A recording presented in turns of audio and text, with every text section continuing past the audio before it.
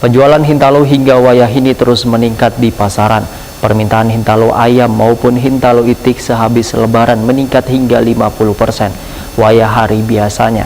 Walaupun permintaan meningkat, namun harga Hintalu ayam justru kadeda mengalami kenaikan atau masih bertahan di kisaran Rp30.000 sakilonya. Penjualan Hintalu hingga wayah ini terus meningkat di pasaran.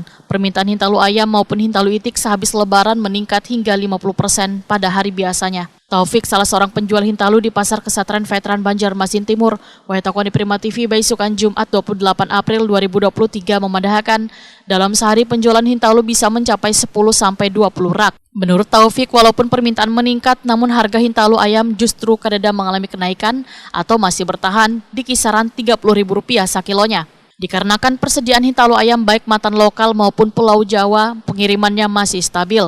Namun berbeda dengan Hintalu itik, ujar Taufik, harganya justru melonjak tinggi di pasaran. Bahkan sejak Ramadan 1444 Hijriah, harga Hintalu itik rata-rata mengalami kenaikan harga Rp200 sampai Rp500 sabijinya. Wayah ini harga Hintalu itik dijual di kisaran Rp3.000 sampai Rp3.500 sabijinya.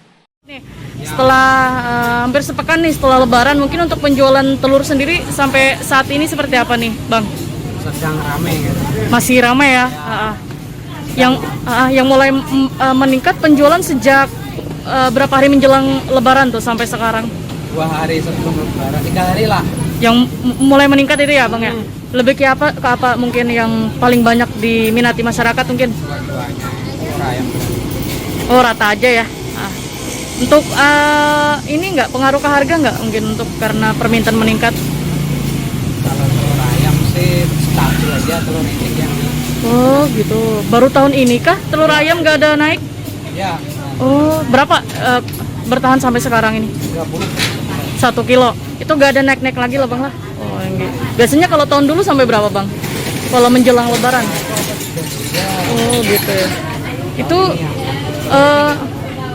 telur itik yang naik berapa per biji tuh? Ada 2 yang paling kecil.